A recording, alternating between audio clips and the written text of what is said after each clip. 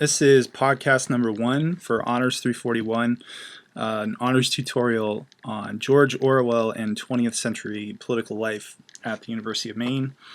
I'm Rob Glover, the instructor of the course, and this podcast is going to look at George Orwell, the man. So provide kind of an overview for the entirety of the course itself. Before I get started, let me say a little bit about the purpose of these podcasts, how you should be kind of thinking about them in relation to the rest of the course material. So the purpose of the podcast is to provide a little bit of context for your reading and to kind of set it in its historical context. Also to set the reading in the context of Orwell's life and his larger body of work, and identify key questions. So, important kind of questions raised by the text or ideas that you should focus on. So the role is contextual, and it's to kind of guide you and help you as you're trying to sort through information that may be fundamentally new to you, or understand the context of a work which resides in a historical period that you might not be familiar with. I'll say a little bit about the course itself. Orwell is a writer who, I think anyway, his work touches upon either directly or indirectly most of the major themes of politics in the 20th century. So nearly all of the commentators would say that he's probably one of the most important and influential political writers of the 20th century. Probably almost all of you at this point have been exposed to Orwell's work. You might have been exposed to Animal Farm or 1984, either having read those works or just being exposed to some of the ideas, right? You've probably heard like Big Brother is watching, right? Well, that comes from George Orwell. He created language, he created imagery that we use today, sometimes without even thinking about it. And you've probably heard the term Orwellian, right? And Orwellian means kind of dystopian. It means a future that we don't have a lot of individual freedom, and the government or some other entity is controlling us and monitoring us. So we've been exposed to his work in some way or another just by living in our society. And through his work, I think we get this really fascinating snapshot into major historical and political events of the 20th century. So some that we'll focus on in this course: imperialism, colonial rule, and its eventual demise, which was something that Orwell kind of foresaw. He had a sense that European powers wouldn't be operating these large colonial empires for very long, and that there was something unethical and unsustainable about that. He looks at the plight of the working class in advanced industrial societies really closely in the 1930s, and he's a very close observer of kind of inequality and poverty. He lays out over the course of his work, not so much in the earlier work, but we get there in his later work, ethical and political justifications for socialism. Kind of grappling with the idea that okay, maybe capitalism isn't the most stable and sustainable system, and so maybe we need kind of government support and government involvement to cushion people from the blows of a capitalist economy. Orwell is going to deal with large-scale war and conflict, and really kind of grapple with one of the most disturbing and important and monumental events of the 20th century, which is the rise of fascism. Right, so the rise of the Nazis, the rise of Mussolini and Hitler, and all of these things that we were confronting during World War II. And eventually he's going to realize and articulate in his later work the dangers of communism, how a system that sets out to liberate people who have been oppressed becomes the most effective institutional machinery for oppressing those people, right? And he deals with some of our deepest questions that we're still grappling with today, mostly presented to us in 1984, but really sprinkled throughout his work. So how can the power of the modern political system be turned against its citizens? Can freedom and individuality and creativity and even truth survive in the face of modern mass communications, and an extremely powerful state that has the capacity for violence. So those are troubling questions, and those are unsettling questions, and they don't have any easy answers. And in general, attempting to arrive at those answers is not a pleasant experience. Orwell called his political writing the business of facing unpleasant facts. But in a way, that's what we must do. We have to face these unpleasant facts in order to live an ethical and a just life. So there's a lot packed into George Orwell. There's a lot packed into his work. He's grappling with really important questions. And I think we can understand something about our history and something about our present by engaging with those questions. Orwell can become, for us, a guide to thinking through the moral implications of our actions. And for Orwell, in his mind, that's something that we should be engaged in constantly. The literary critic V.C. Pritchett called Orwell the wintry conscience of a generation for this reason. So in the coming weeks, that's what we're going to be doing. We'll be reading Orwell's works together, and we'll be thinking about a picture of the 20th century that they present to us, and also the questions that they raise about contemporary society. And we'll use Orwell to help us try to answer some of those questions. So in this initial podcast, like I said, going to provide a bit of an overview about Orwell the man. We'll briefly talk about his best known and some of his lesser known books that we'll be reading in this course, and his life. Right? We'll talk about the books that he wrote, but also kind of situate them in where he was in his life and what he was doing. He lived an amazing life and had a variety of really incredible experiences. So we'll talk about that a bit. And the evolution in his thinking, which it's one of the coolest things about taking a course like this where you study a single author is you get to chart the evolution in their thought. And we see that in Orwell. We see primarily kind of a maturing happening. He's kind of growing, and his political ideas and his analysis of situations is becoming more sophisticated. So we'll talk about that. We'll also address some of the enduring questions about his work, some of the debates that continue on, and I'll close by talking about why Orwell is still relevant, which you should think about, right? Anytime that you're going to engage in an exercise like this, it's going to require mental energy and intellectual commitment. You say, okay, why am I doing this? What is the value in this? What am I going to get out of this? And I think there's a case to be made that even though Orwell, his last book was written in 1949, so it's not kind of fresh off the presses. I think there's a case to be made that it really is worthwhile to engage with Orwell and do so seriously and devote that mental energy. So we'll start with who was George Orwell. George Orwell was a British writer. He was born actually in India in 1903. His father was a civil servant in the British colonial administration there. And he lived there briefly and then eventually returned to England. And he would die in January of 1950 at University College Hospital in London from tuberculosis, which he had suffered from for a number of years. And he wasn't born George Orwell, as you probably know. He was born Eric Blair. So he took a pen name actually in the early 1930s, and he did so for two reasons. One, he wanted to spare his family the embarrassment of having a writer for a son who was talking about things very kind of autobiographically. He was talking about his lived experience and some of the things that he was doing, living on the street with tramps, taking very radical political views for his time. That would have made his family a little uneasy. So he did it in part to kind of spare his family scrutiny or embarrassment. He also did it because he didn't like his name. He thought Eric Blair was this kind of thin, wispy name, and he wanted something bold and round and British. And so he chose George Orwell. His childhood is kind of interesting.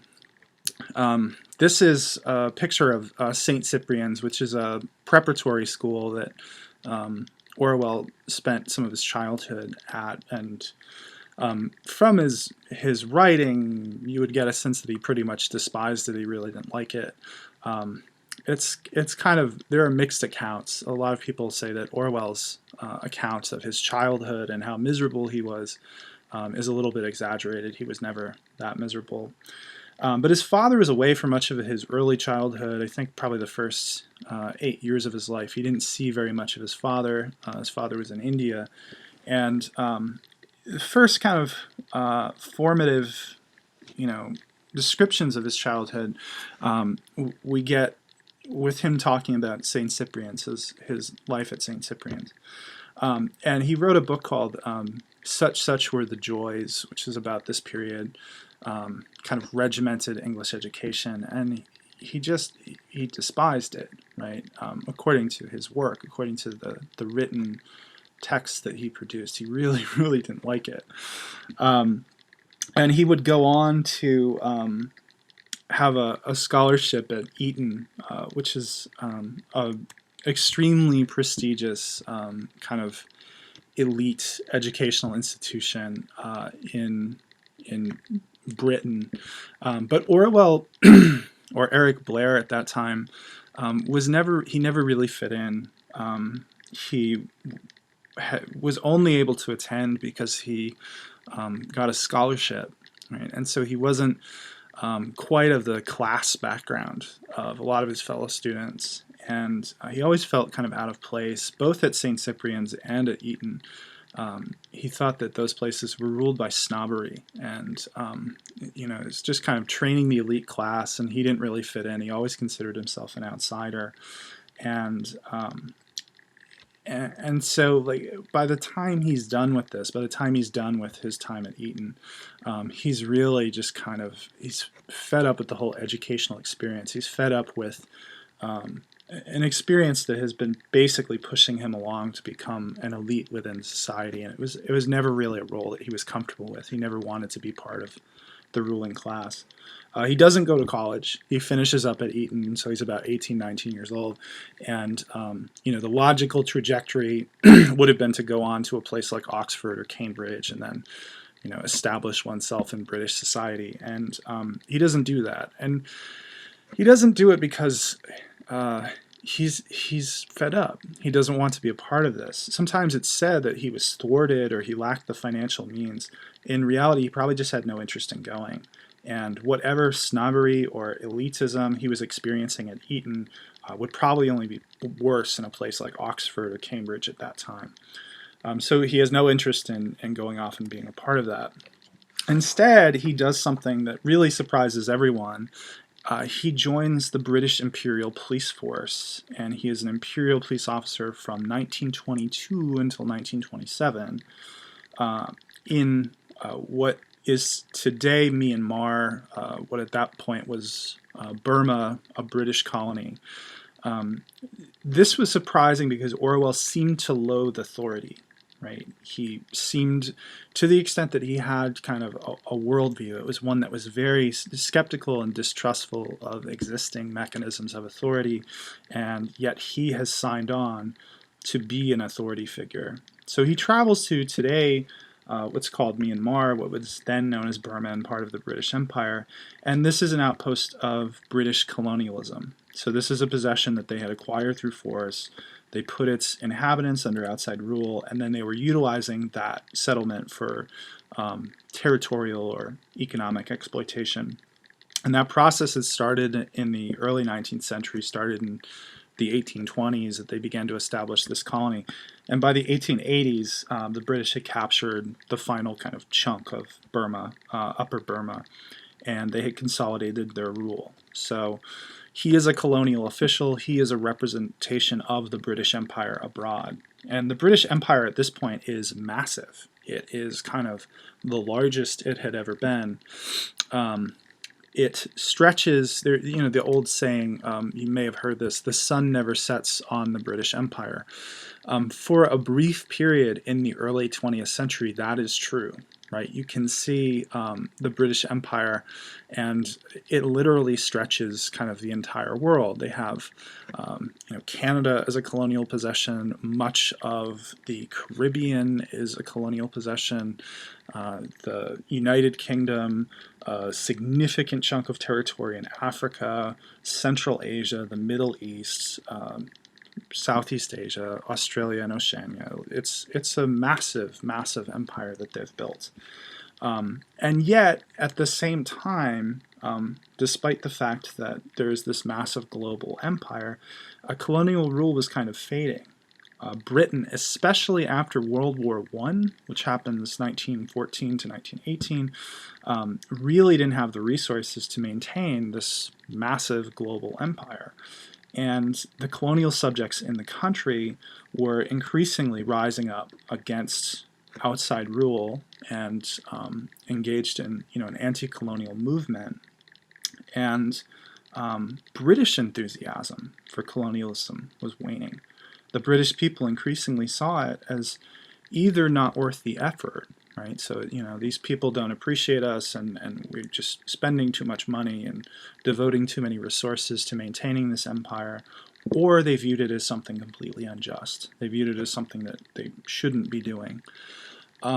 So the size of the British Empire reaches a peak, right about post World War I, 1919, and then it gradually fades in size, and really after World War II, right? So this period, 1945, 1950, then we just see a wave of decolonization, and gradually to the point where colonialism and empire, imperial rule, really doesn't exist in our global society today. There are a few kind of colonial outposts, but the whole notion of one power creating this massive global empire with formal colonial relationships doesn't exist in the way that it did 100 years ago. So Orwell is involved in this. Orwell is involved in this process of British Empire at a point at which it's kind of fading. Orwell hated Burma. He hated being in Burma, and he absolutely despised imperialism, right? So he hated the territory. He had some degree of kind of revulsion and disgust with the locals, which you'll see in some of the readings that we'll do on this period of his life. But he also, more than he hated kind of, Burmese society and the climate and all these different things, he really hated imperialism. He thought that it was cruel and it was unjust and it was evil. And he uses the word evil, right? He doesn't shy away from using words like good and evil.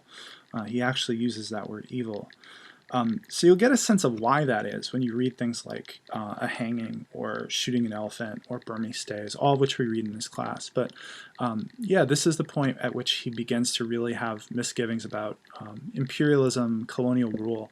And he says, in fact, that you have to participate in this to know what an evil thing it is, why it shouldn't exist, why it's so unethical, so unjust, and why we need to resist it. He eventually contracts dengue fever. It's a really dreadful sickness. It's caused by mosquitoes residing in stagnant water. And so he's returned home and he's given a medical discharge. He would later say that, he kind of quit the Imperial police force. He didn't. He did in a sense, in that he didn't attempt to rejoin when he became better, but no, he was discharged for health reasons. But had he not been discharged for health reasons, I doubt he would have stayed on very much longer. He describes this as probably the worst period of his life, about 5 years that he spends as part of the Imperial police force. So he returns home to England, and by this point his parents had moved to a place called Southwold.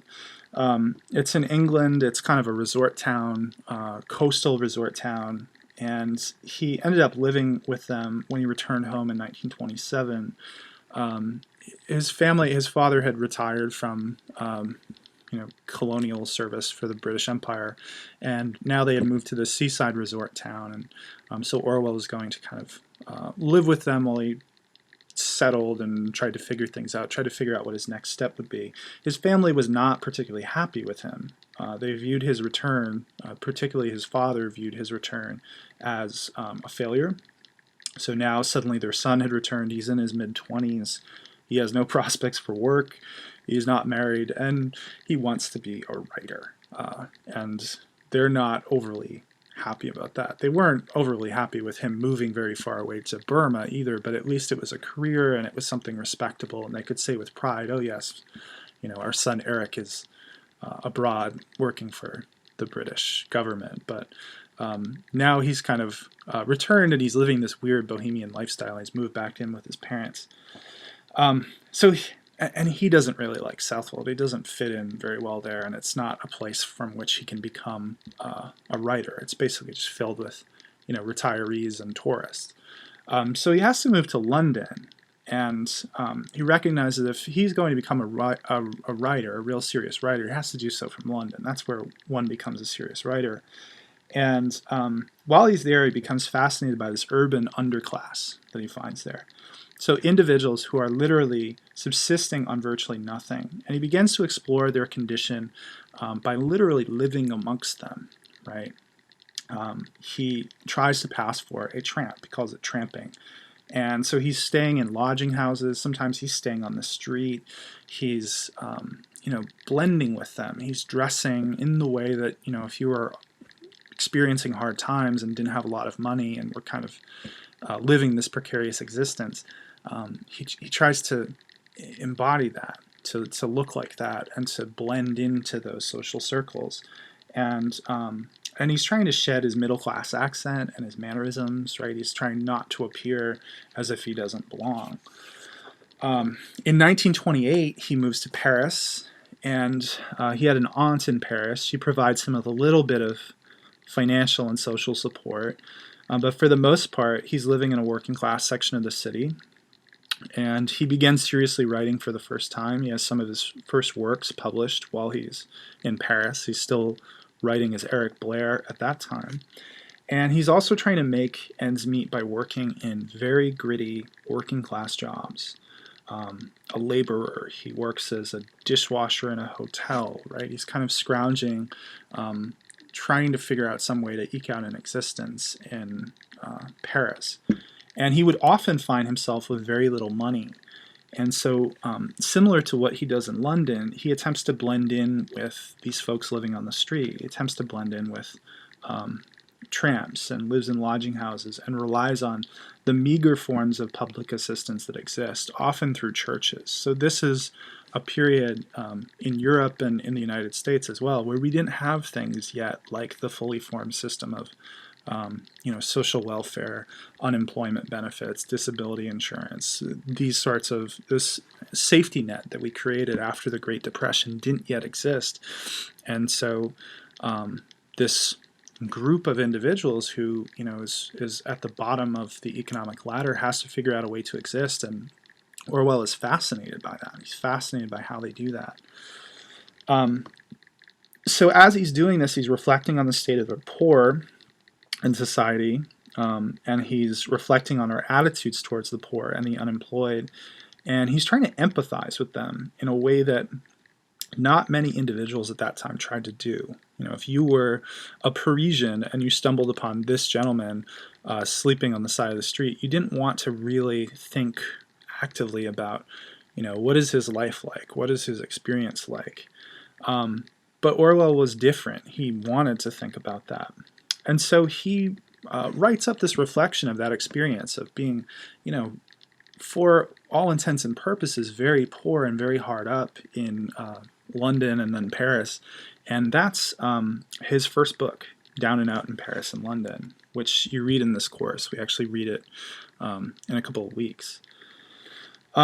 So you get to see some of that experience, some of that period. I should say that, although Orwell presents himself in such a way that he has no other options, he has no other means, it is pretty well known at this point that the whole time that he was, living on the street or living in lodging houses or subsisting on public assistance, he would periodically kind of take breaks from that, and his family did provide support for him. So he would live a couple months and they would not see him, and he would be on the street or working these terrible, grueling jobs, and then he would take a break and return to Southwold for a few days and get a good meal and get a shower.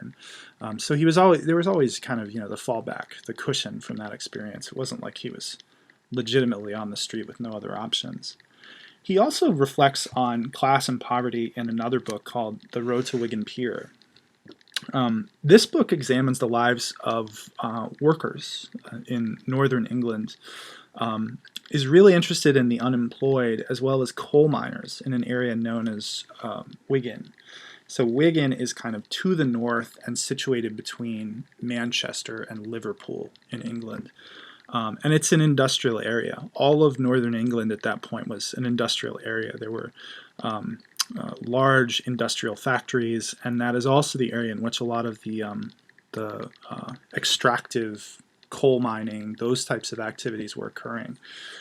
So it's a gritty working class section of the country. It's nothing at all like southern England where there's London, and it's much more refined. So Orwell in this book, once again, he's trying to empathize and identify these individuals who are part of this lifestyle. He's trying to get a sense of what their lives are like. He's a little bit more anthropological than he is in Down and Out in Paris and London. So he's looking at the structural causes of their condition, the effects of long-term unemployment, the adequacy or inadequacy of the benefits that are being paid to unemployed workers, and how their class status impacts them socially and psychologically. So to be part of a class whose employment situation is always precarious and always vulnerable, and they can lose work for long periods of time and have no way to feed their families. What does that do to you socially and psychologically? That's the first half of the book, and then he attacks British socialists, which is kind of funny because the book was commissioned by a publisher named Victor Gallant. He ran something called the Left Book Club, which was basically comprised of British socialists, and he would commission these books about various aspects of British society or the British economy, British social conditions, and then British socialists would read them. And Orwell attacks them. He says that the socialists are purport to be the political party of the left. They claim to represent and attend to the interests of workers, and they favor more generous state intervention in and management of the economy. But he's really critical of them. He says, the intellectuals and the party leaders of socialism in Britain, they don't really understand the conditions of the working class. They've never, surrounded themselves with this type of person and tried to really understand them. And on some level, he thinks that they're snobby. He thinks that they find these individuals, these working class individuals, kind of repulsive. And in moments of self-analysis, Orwell notes how hard it is for us to escape our class sensibilities. He says, this is not the environment that I was raised in, and I have a very hard time identifying with and blending in with these individuals. So we also read The Road to Wigan Pier, or at least selections from it in this class. So again, you'll get to see some of that. The 1930s in Europe, something else is going on. You've had a global depression, right? Economic hard times. And Orwell is also watching the rise of fascism in Europe. By this point, mid-1930s, Hitler and the Nazis had taken hold in Germany, and it was becoming fairly clear, at least to anyone that analyzed the situation with sobriety and seriousness, that they were going to be an aggressive and expansionist force. Mussolini had taken over in Italy much earlier, and it was a really ominous time for things like democracy, notions of equality, notions that we should have some sort of say in the government that makes decisions for us, right? And in the mid-1930s, country of Spain was also in the midst of a struggle for political control of the country. Specifically, there was an attempt to overthrow the democratically elected government by a guy named Francisco Franco. He was a general. And there was this kind of, left-wing, quasi-socialist government that had taken hold. And Spain is a really unequal country. At that point, it was a really unequal country. And so this military general, Francisco Franco, had the support of elite interests, large landowners, and the Catholic Church, which viewed this as threatening. It viewed these left-wing kind of egalitarian views as something which could potentially damage it, right? Could damage its power in Spanish society. And so with their support, Francisco Franco kind of launches back against them. And this sets in motion the Spanish Civil War. And for Orwell, it looks pretty much the same as the various uprisings, overthrows, fascist takeovers which have preceded it. He sees an authoritarian leader who he deems fascist attempting to subvert democratic and leftist interests to put in place basically a fascist one-party state. So Orwell, who is British, quite remarkably decides that he must go to Spain and fight. He says very simply, I went to Spain to kill fascists. He views fascism as something that is just, there is no redeeming quality about it whatsoever. We have to fight it. And he doesn't even really go into great detail about why. It just strikes him as, again, evil, something that must be confronted. The Nazis and Mussolini and Franco, there's no way to negotiate with them. There's no way to bargain with them. You don't compromise with these individuals. You kill them, right? So he decides he must go to Spain and fight, and he ends up, quite by accident, fighting on behalf of a radical leftist militia known as the POUM, the Party of Marxist Unity. And he finds once he gets there that the greatest threat to the anti-fascist forces is not necessarily Franco. It's not necessarily the military. It's internal infighting. He finds that the forces that have risen up to try and fight Franco in Spain are hopelessly divided. And the nastiest fighting, the biggest threats, really come from one another, specifically the Communist Party.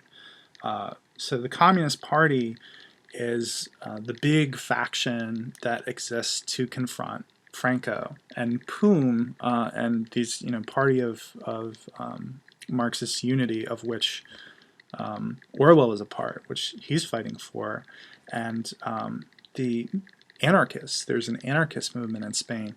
They're kind of locked in this power struggle, but the Communist Party begins to try to purge some of those other anti-fascist elements. So it's trying to shut down competitors like the POUM or like the country's anarchist movement. And this is what Orwell is really documenting, is that the infighting of the left is what's fascinating here, and the purges that are occurring internally within the Spanish forces that should be uniting to fight Franco and his forces is what's really, really interesting in Spain. It's also just fascinating that George Orwell went and, put his life at risk to take part in another country's civil war, that he felt so strongly about confronting fascism that he went to another country where he spoke the language badly to participate in their civil war. He's wounded. He's shot and wounded in the Spanish Civil War. He's shot in the neck near Barcelona. And so he nearly loses his voice for a while. He's paralyzed on one side. He's recovering from this injury. And that is the moment in which there's this internal purge in the country as the communist forces begin to clamp down. And so Orwell and his wife, Eileen, barely escape the country. He writes about these experiences in Homage to Catalonia, which we read in this class. And this is probably the most important political moment of Orwell's life. After he leaves Spain, he's now an avowed socialist, but he has a fear of authoritarianism. He has a fear of top-down structures like the Communist Party. And so he has this unique socialism. It blends an identification with the working class, which he gained earlier, with a concern for basic social justice and a real hatred of top-down structures like imperialism, which he experienced in Burma, and communism, which he saw in action while he was in Spain. So he's keenly aware of the ways that these types of authoritarian structures can use propaganda and misinformation to reshape history or to shift our conception of truth. Right? He leaves Spain, and he's a much more mature political writer than he was prior to going to Spain. At that point, he returns to England, and we're basically on the eve of World War II at that point. He really, really wanted to fight in World War II, but he was unable to do so because of his health. This is a guy that had been shot through the neck and recovered from that, had suffered dengue fever, and now had tuberculosis. If it hadn't been diagnosed yet, he was certainly suffering the effects of tuberculosis. He was not in good health, and he would have been no use had he been drafted into the British Army and sent to fight. And so instead of going to actually serve in the military, he joins something called the Civil Guard, which is the home forces. But he goes to work for the BBC, the British Broadcasting Service.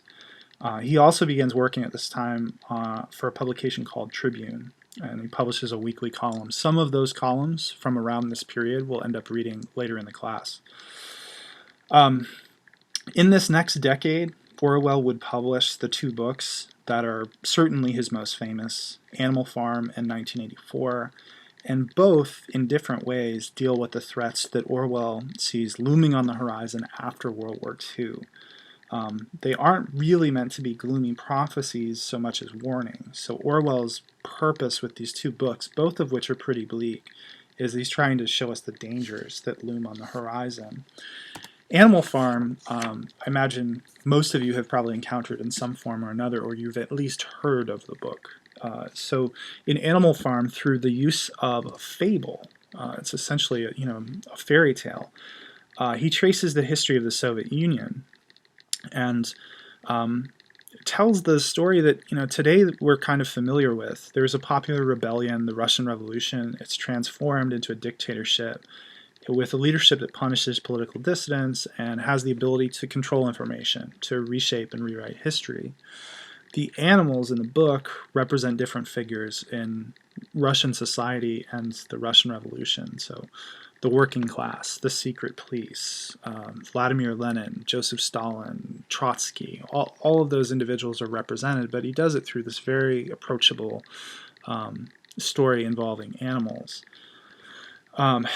So in one way, what he's doing is grappling with what the Soviet Union had become. And after World War I, the rise of the Soviet Union is going to shape everything. It's going to shape international politics. It's going to shape domestic politics. It's going to drive people's fears of communism.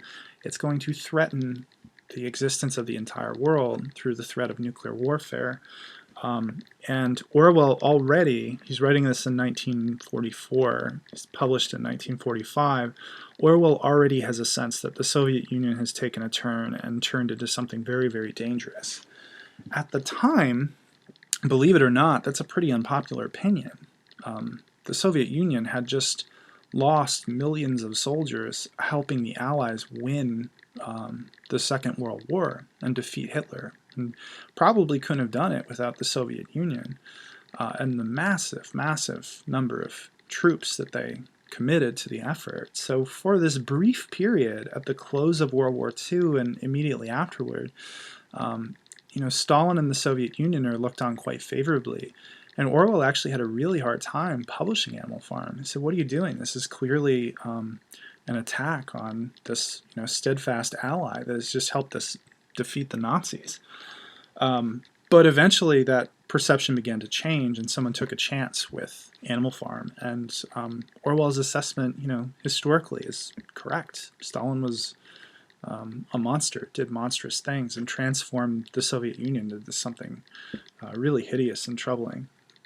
So Animal Farm is an enormous success, and it's probably Orwell's first enormous success. His books were known, and they were certainly known in certain circles in Britain, But this turns him into a literary figure, and it provides him an economic comfort that he hadn't enjoyed before. Orwell can pay his bills. Orwell has a comfortable life with an income and wealth and possessions. So now he's able to focus fully on his writing. The tragedy is that by now Orwell's a very sick man. He doesn't have much time left. He was essentially dying.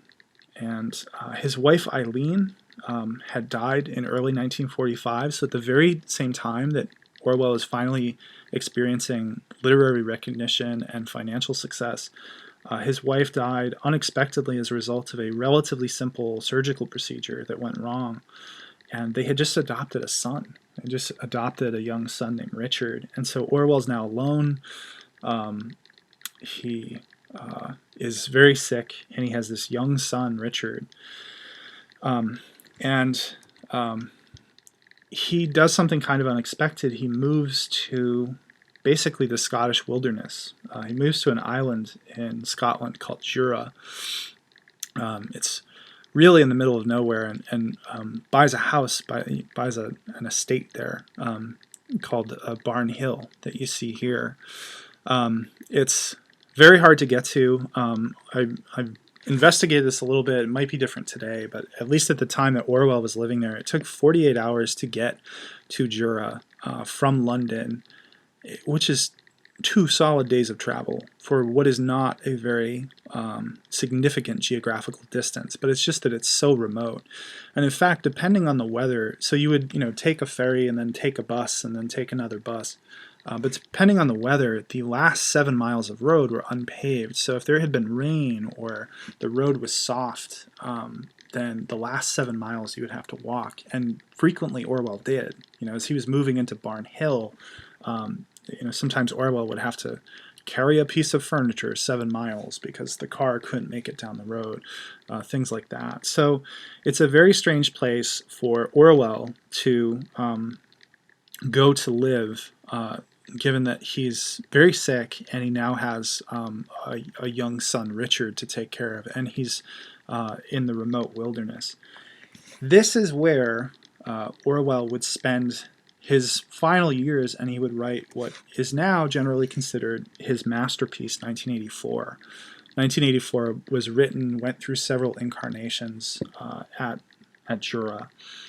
So 1984 is another work that you're probably familiar with. It's an example of dystopian fiction.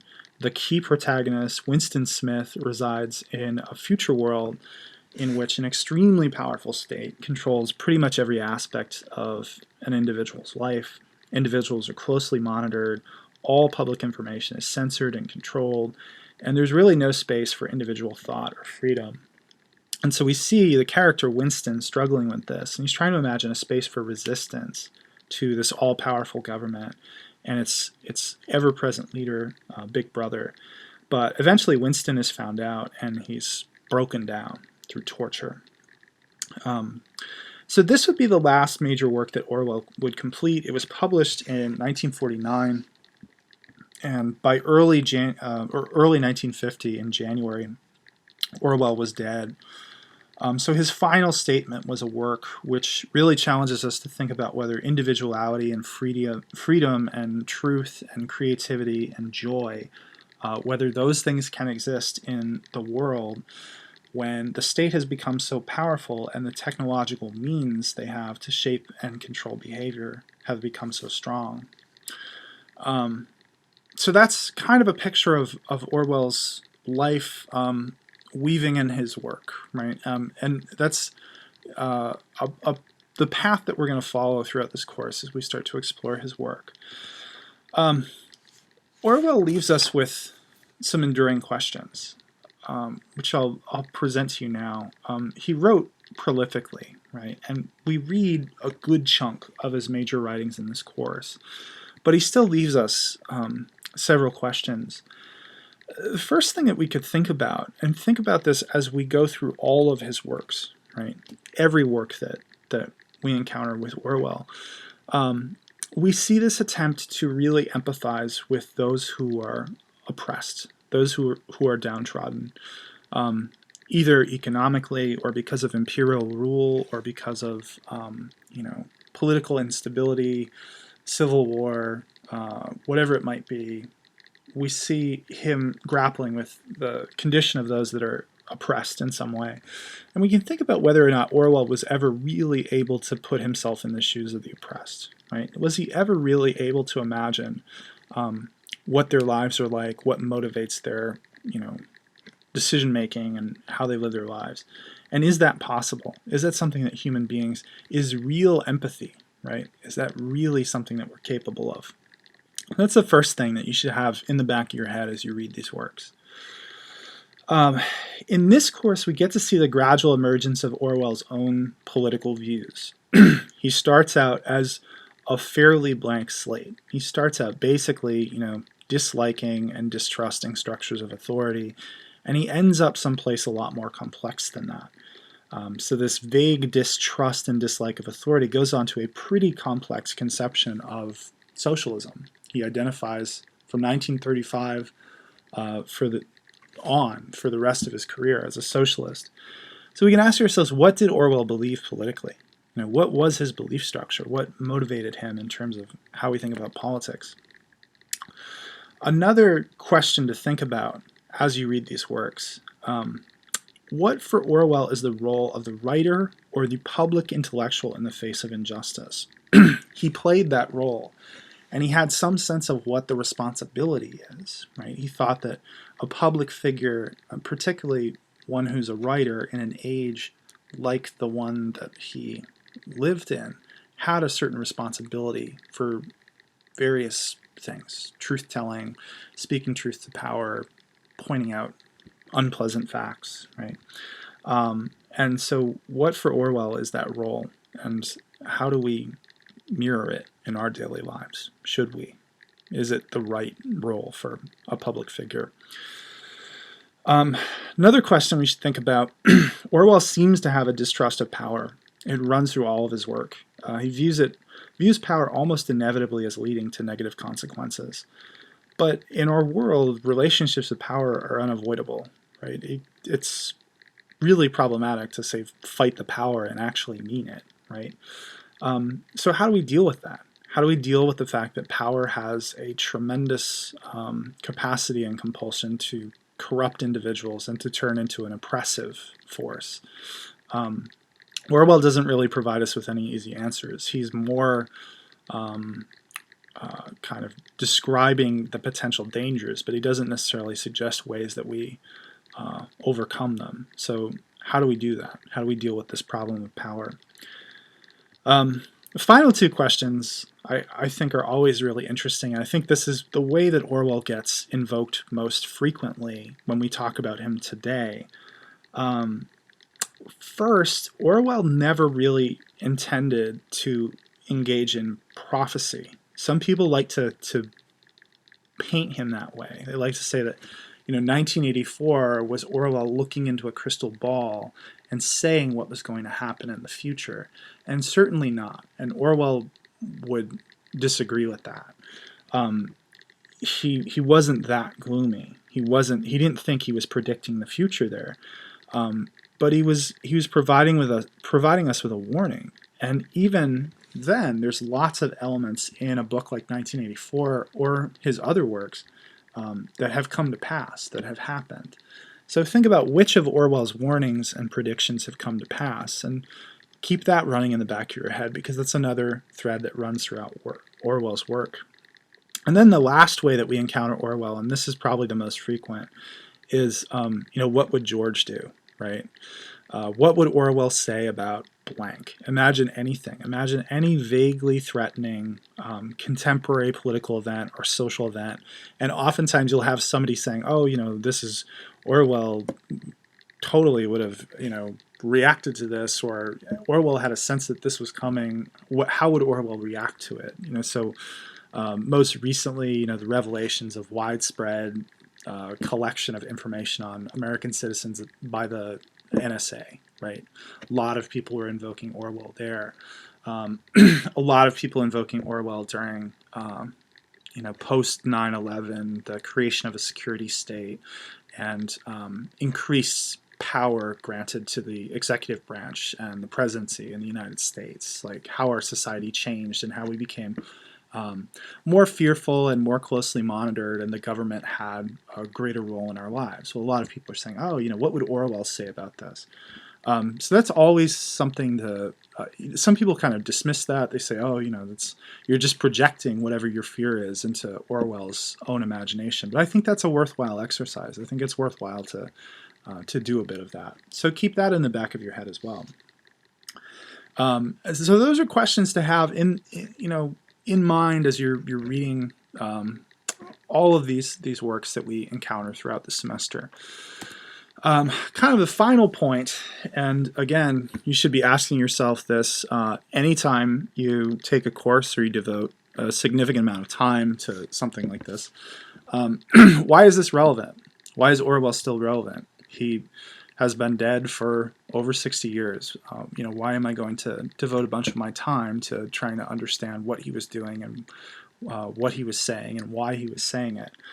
I think there's at least 4 reasons.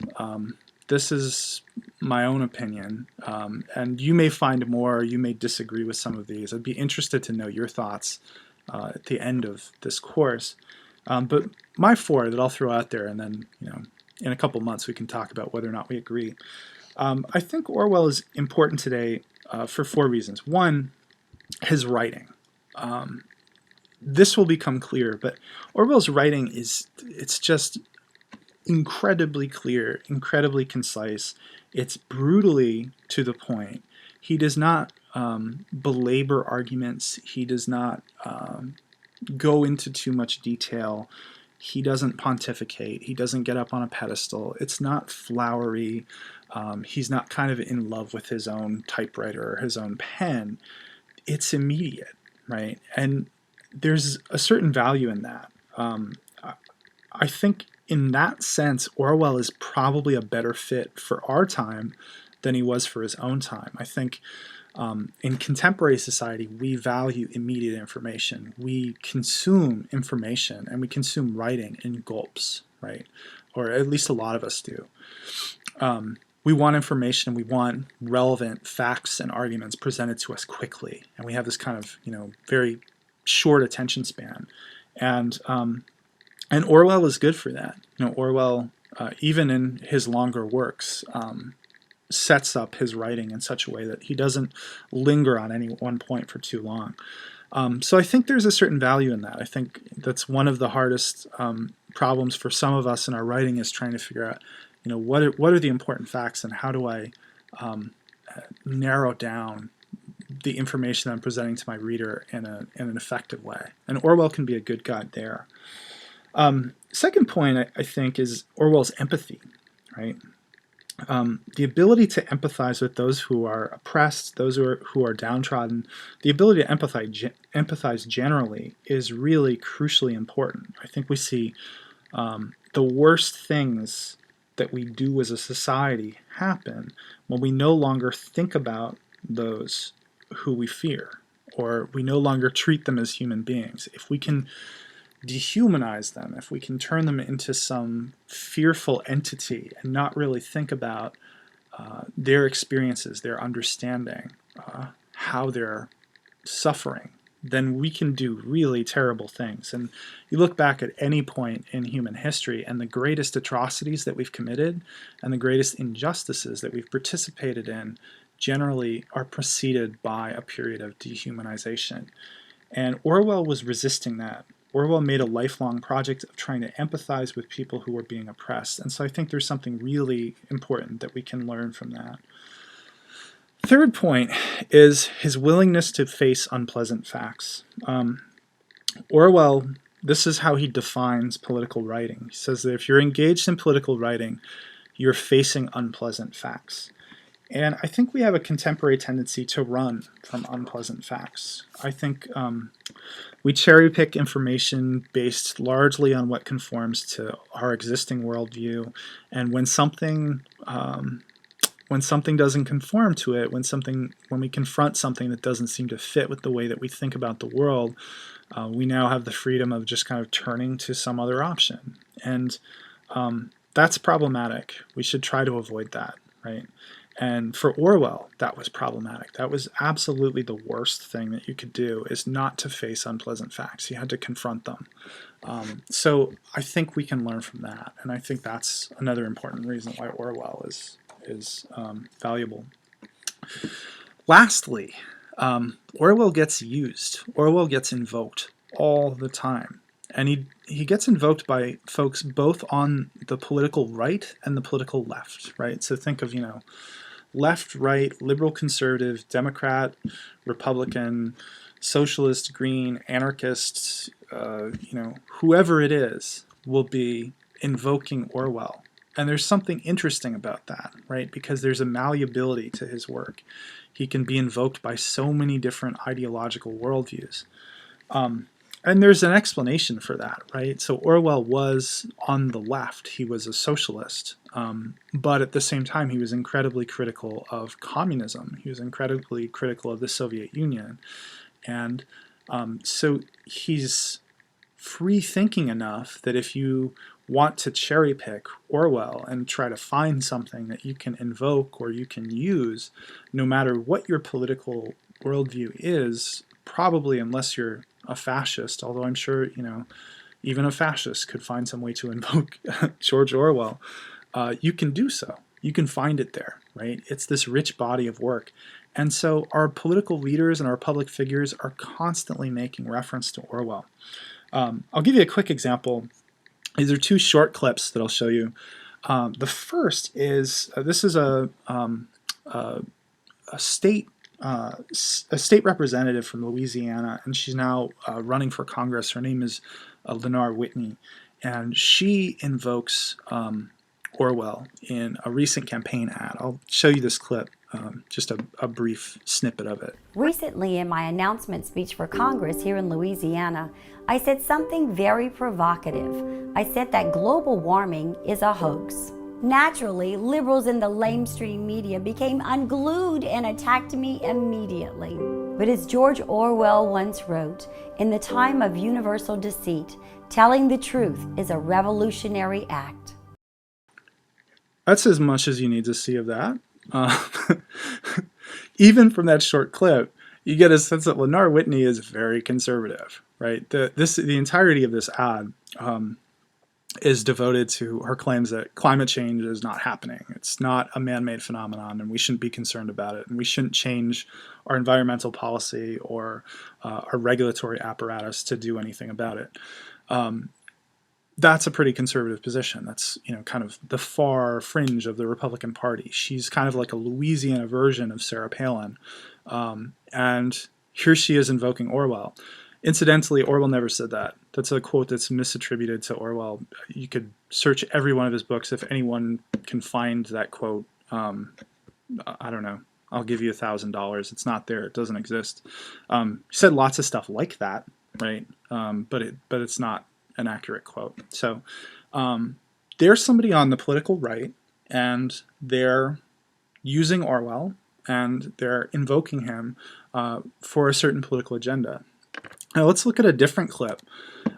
This is the other extreme. This is about as far away from Lenore Whitney as you could possibly be. This is somebody that's probably further left than Orwell himself. Noam Chomsky, he's a linguist at MIT. He's also a kind of public intellectual, critic, commentator on global politics, talks a lot about kind of U.S. foreign policy, just a vociferous critic of U.S. foreign policy, basically thinks that the United States engages in terrorism all around the world, and if we actually enforced, these global regulations on genocide and terror and all of the international law that exists around war crimes, if we actually enforce them on ourselves, then we would, many of our leaders would have been convicted of war crimes. So way, way, way to the other side of the political spectrum.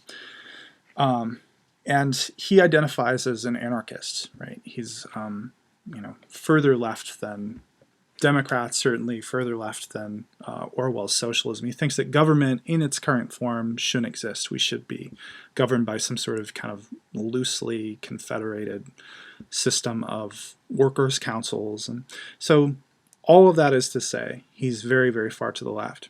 Here's what he says.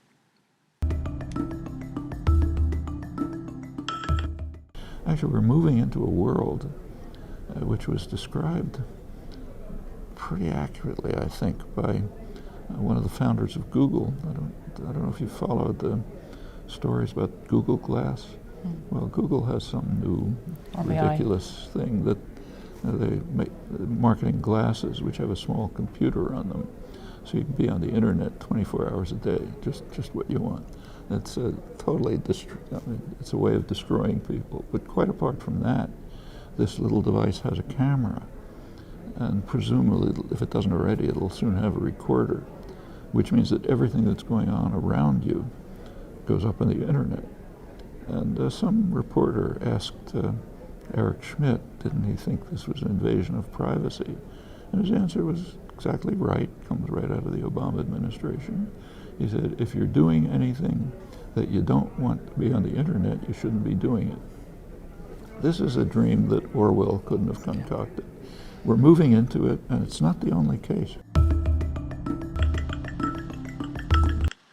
So there's somebody on the other end of the political spectrum, Noam Chomsky, invoking Orwell to say that, yeah, this is the contemporary merger of technology and surveillance and corporations like Google and an innovation like Google Glass, which he clearly has some misgivings about, right? That it enables constant surveillance of one another, and anything that we do potentially could be recorded without our explicit awareness or knowledge of it.